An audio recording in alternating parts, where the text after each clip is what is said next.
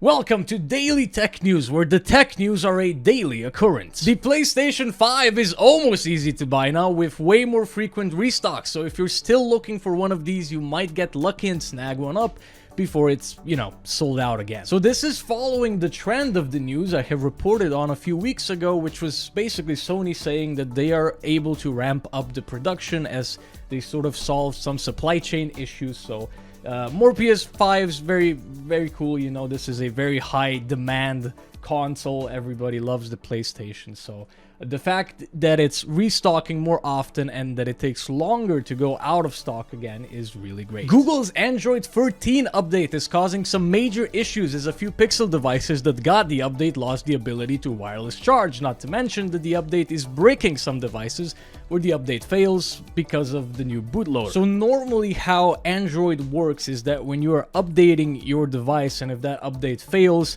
there's sort of a second slot with the old OS, so it can just switch to that and reboot up the phone basically. But here the thing is, if the update fails, it switches to that thing, but because the bootloader was updated, the phone just doesn't boot at all. So is it just bricked forever? I don't really know.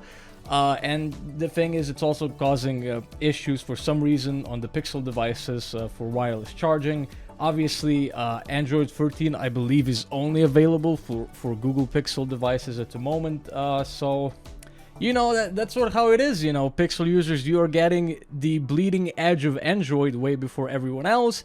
But you might also get some more random issues. Samsung's Galaxy S23 Ultra will use a 200 megapixel camera sensor, according to some reports. And as we all know, a higher number is always better, except if it isn't. So it seems we have sort of entered a new era of smartphone camera races, So smartphone cameras are very amazing at this point, and now brands seem to be focusing after, they've solved all this sort of sensor and software things to produce a very nice image. Now they're trying to squeeze in more megapixels, and specifically what they do is if you take a 200 megapixel photo, obviously that's not very practical. It's a very big photo with a lot of pixels. When you have more pixels, it's also harder to get enough light in, so the low light performance is worse. But what they do is pixel binning. So let's say they get like 16 pixels and then they sort of just mash them together into one pixel, right? So you just get a bit of a nicer image that way. You can alter the image better in terms of software, and you can just produce a cleaner image. So it's pretty interesting. 200 megapixel camera is a lot.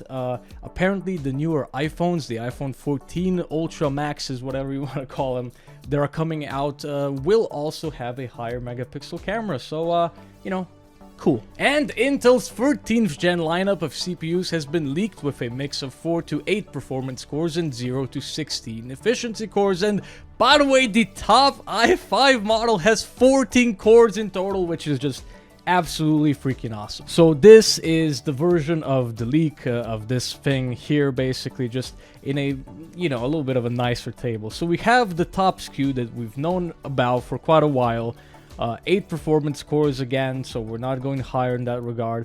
And of course we have the 16 high efficiency cores, so a 24 core CPU, whereas I don't think AMD's Ryzen is going to be adding any cores this time around, which is also going to be quite interesting, because if we look at all of the i5s, even like the lowest i5 still has 6 performance cores and 4 efficiency cores. Weirdly enough, the iFreeze only have 4 performance cores, which, this is a processor that could literally use the efficiency cores the most. I don't know, I was sort of wondering if Intel would just not put performance cores on the iFreeze, if instead they would just go with like 6 or 8 high efficiency cores, because high efficiency cores are still very good cores, actually. They are pretty much as good as like Skylake cores, which is like 6th generation Intel CPUs, So if you have like 8 high efficiency cores, it's sort of like having 2 6700s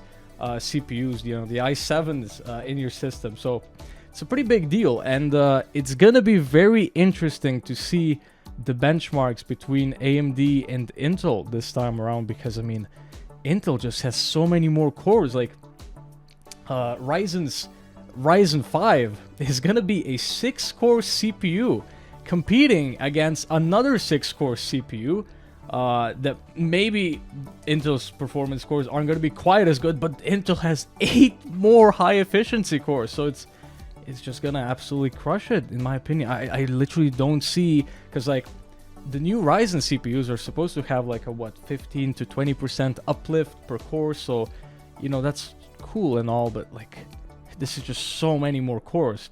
So I'm very excited about these things. You know, they are very much normalizing high core CPUs, which is absolutely great. You know, bringing 14 freaking cores down to the i5s, you know, the mid-range CPU, and then the budget i5s even being a 10-core part. I mean, this is just so amazing. I'm very hyped for this. Thank you for tuning into the daily tech news. Hopefully you enjoyed the news as much as I did, and hopefully I will see you back here tomorrow. I will see you back here tomorrow, right?